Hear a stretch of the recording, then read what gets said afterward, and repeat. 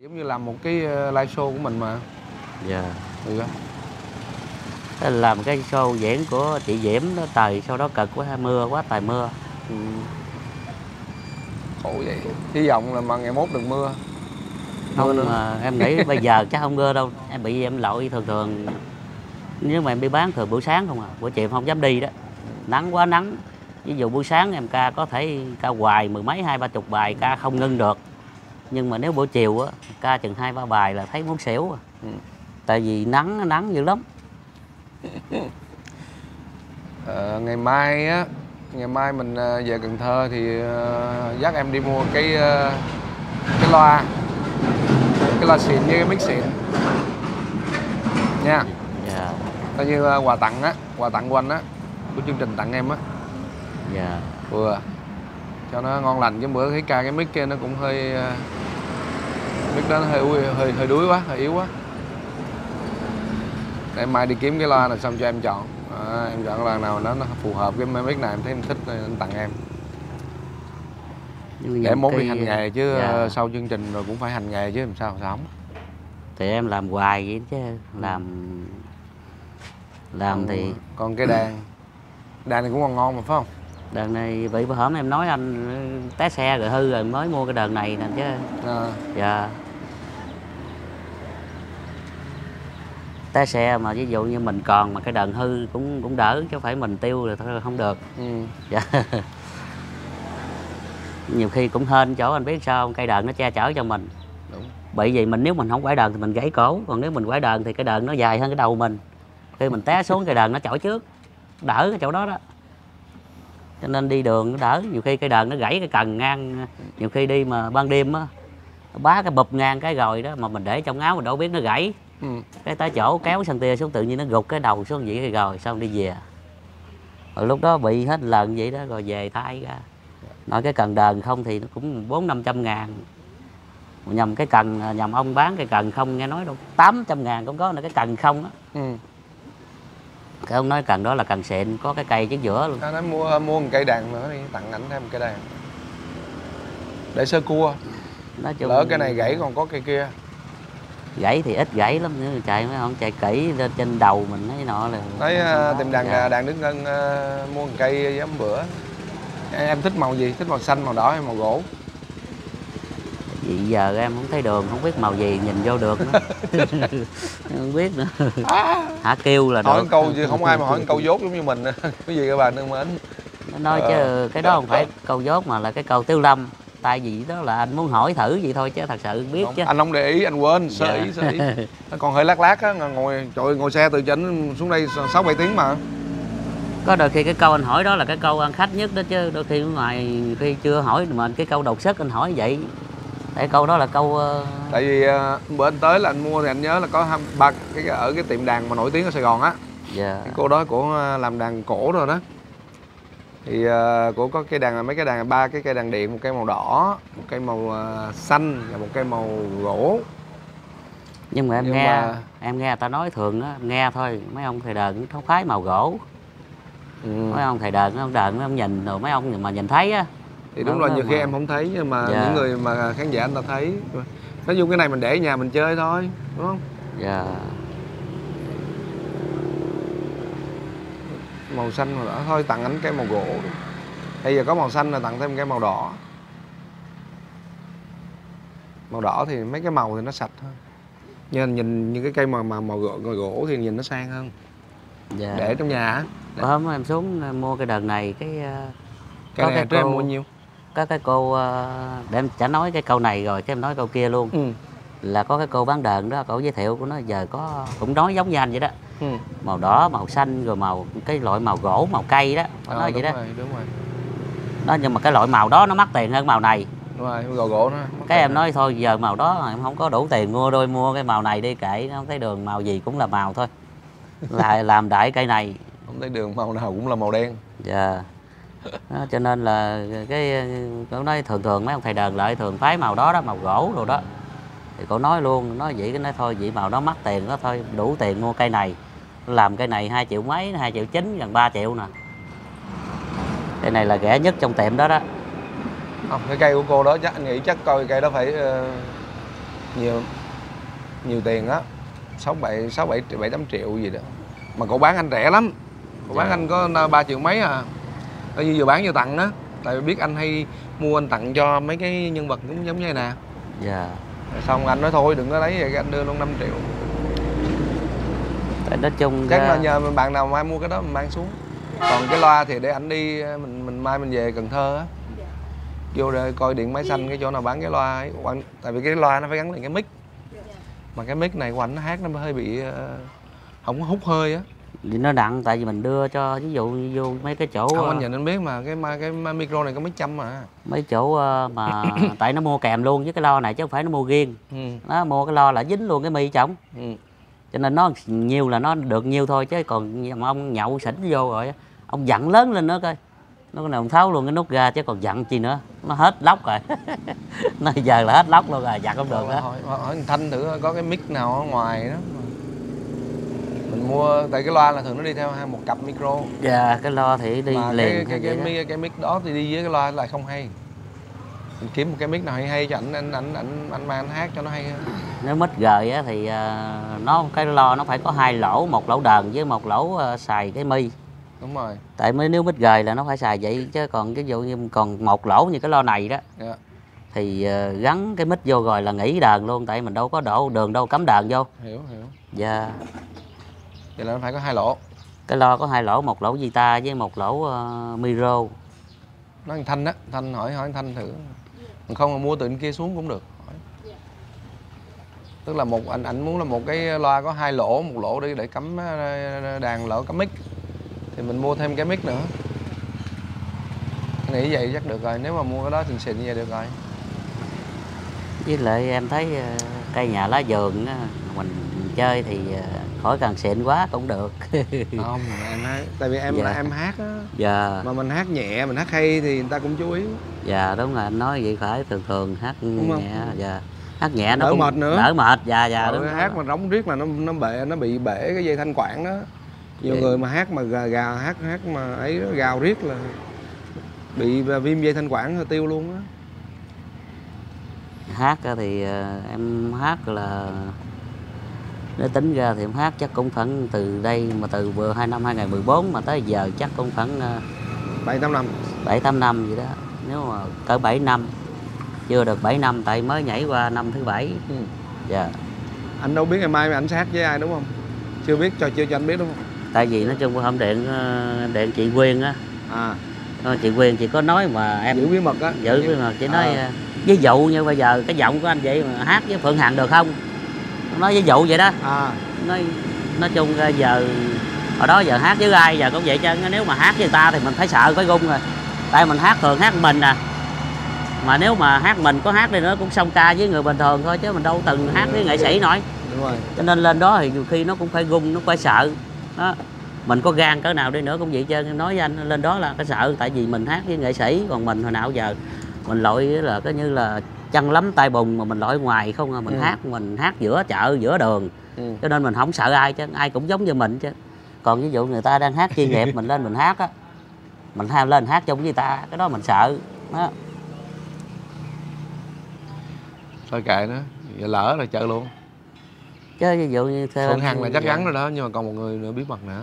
Đó thì em chưa biết, còn cái đó em chỉ nghe ví dụ thôi chứ em chưa biết chắc là phải vậy không nữa. Còn phải luôn, chơi luôn. Dạ, còn ví dụ như còn người nữa thì em hoàn toàn không biết. Như bữa đó mình em hát với 2 cô đó. Cô nào hát cũng hay hết đó. Cô Phượng Hằng là chắc chắn rồi đó. Rồi một cô nữa. Một cô nào hát cũng rất hay. Nói chung ra em chưa có va chạm, chưa suy nghĩ là em lên tới sân khấu để em hát đâu. Cho nên em cũng có hơi ớn gì. Em cứ tưởng tượng là sân khấu cũng giống như là sân khấu ngoài đời của em vậy đó. Giống như giờ này em ngồi một chút rồi em cũng phải đi em hát thì đó vậy thôi. Thà là em đi ngoài giữa đường giữa chợ vậy mà em không gung mà người ta nhóc chân, cho dù người ta nói ta nói nặng nói nhẹ gì mà mình cũng không sợ chứ. Nhưng mà sao là lên đó tự nhiên sợ thôi. Chứ nghe nói gì tại hồi đó giờ mình đâu có từng lên đó. Như lại ví dụ như Xuân Hòa anh cũng tổ chức cái show đó, cái Xuân Hòa đó. Nhưng mà Xuân Hòa thì ngon hơn em là cái chỗ Anh nổi tiếng trước, anh có từng va chạm rồi anh tổ chức nữa, vì vậy cho nên là anh gan, anh có máu gan hơn rồi, còn em thì chưa có từng như ảnh được. Nhưng mà mỗi người sẽ có cái hay riêng. Dạ. Mỗi người có cái hay riêng mà lo gì. Với lại anh tổ chức được mai mốt là anh chở em lên Sài Gòn luôn đó, lâu lâu kêu lên Sài Gòn diễn chơi. Dạ. Ngon, trên kia anh làm cái sân khấu cho người khiếm thị đó. Dạ. Lên hát rồi kiếm thêm thu nhập mà lại được, còn mình thỏa mãn cái đam mê của mình nữa. Rồi anh tổ chức vậy im chứ bộ im cái chỗ là theo anh suy nghĩ vậy nè. Anh kiếm được nhiều tay đờn, nhiều nhân tài rồi bắt đầu xúm nhau. Ví dụ anh coi tổ chức chảnh cái rủ mấy người mới lại nhập vô, ví dụ người này hùng vốn vô mới rồi người này đờn cái này, người kia đờn cái kia, xúm nhau vui lắm, và tấu cũng được lắm, cũng im nữa. vui đúng không? Dạ. Mà các anh em bị khiếm thị khuyết tật họ có cái chỗ, một cái sân khấu riêng á, thì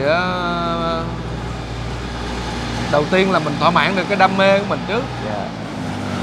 Đó giờ hai nữa kiếm thu nhập nó hàng tuần nó cũng ổn định, có thêm. Đó giờ em suy nghĩ tại cái này nó chạy qua cái đường quá lớn. Đó giờ em suy nghĩ gì nè, em thấy đài thành phố rồi với cái đài Đồng Tháp á, nó tổ chức toàn là cho gần sáng không à, thi đâu không à. Đó, thi cử đồ này nọ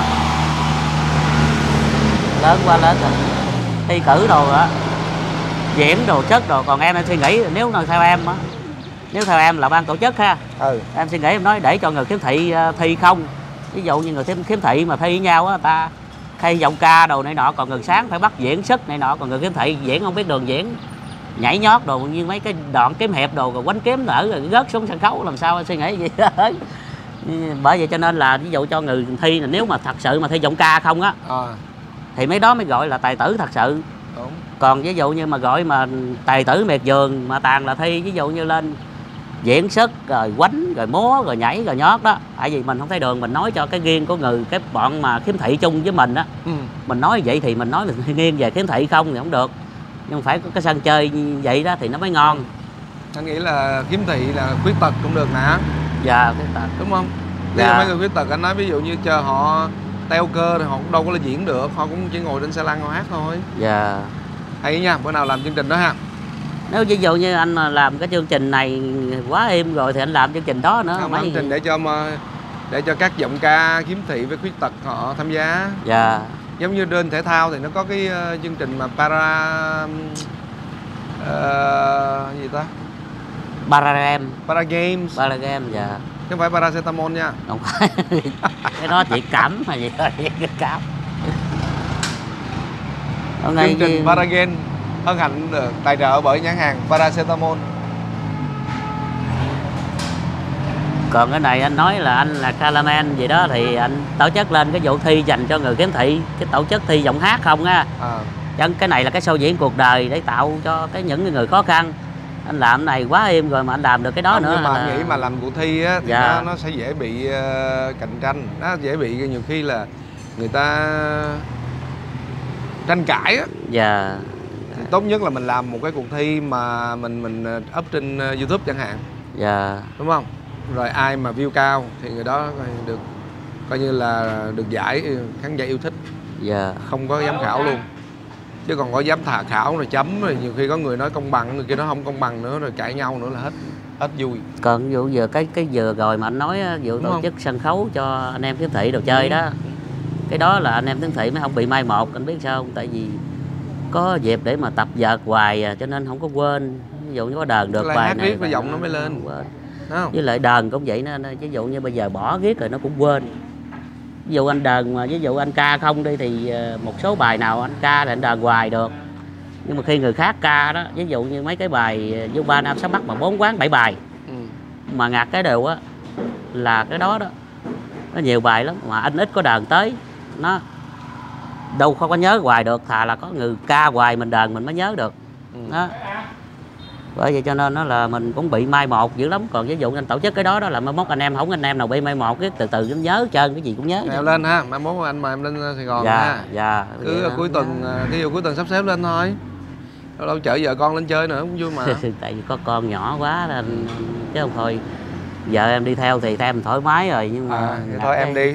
Dạ. Lâu lâu bữa nào tiện á. Dạ. Thấy không? Có tiện thì chở vợ con lên Sài Gòn chơi. Thôi kính thưa quý vị các bạn, bây giờ là 3 giờ trưa thì mình đến mình đi sau xe hơn 6 tiếng đồng hồ. Từ thành phố Hồ Chí Minh giờ xuống tới Tri Tôn thì đang ngồi với anh Cường. Danh cầm ca mũ nón. Ủa cái nón em đâu rồi? Ở đây nè. Chết cha, chưa làm cái nón tặng tôi đúng không? Quên rồi phải không? Cái nón hả? Cái nón ở nhà có 2-3 cái thứ này luôn đây chứ không có sẵn trơn à nè. Nhưng mà tại nón này đi rồi lấy thí đại theo, nón này hổng gài đang đi bán lấy theo chứ để lâu rồi, chứ còn mấy nón kia kìa nó mới ngon. Tại nón này thì mình đi thường ngày hoài. Nắng vậy đó, nhưng mà anh Cường vô ngồi nghỉ chút uống nước rồi lại tiếp tục. Thì chút xíu mà comment sẽ quay cho mọi người thấy là cái cuộc sống hàng ngày của anh Cường như thế nào. Dù nắng dù mưa, dù nghèo hay khổ, dù ai sang giàu cũng không bao giờ vậy đó. Nhưng mà nhạc đó thì em cái khiếu em không có nhiều, không có khó. Vẫn phải đi bán, vẫn phải đi bán, bởi vì không đi bán em đi bán hột quẹt với diêm đúng không? Hột quẹt ra chứ không phải qua diêm. Hột quẹt thứ loại mà bán hột quẹt. Hột quẹt ra này đúng không? Đó nè. Một ngày bán được nhiêu ta? Cái này cái 5.000 thì ví dụ ngày mình bán được 50 cái cũng được 500.000. Ủa 250 là 100 cái. Bị thường em bán 100 cái không là kiết em lộn. 100 cái đựng cái túi này. Sao em không bán vé số, em bán cái này? Tại vì vé số sợ mất đúng không? Không có sợ mà em bị mất rồi, cũng ớn lắm. Đúng rồi. Tại vì bây giờ xe mà dừng lại mình bán vé số mà mình không cho coi thì không được, ta không mua.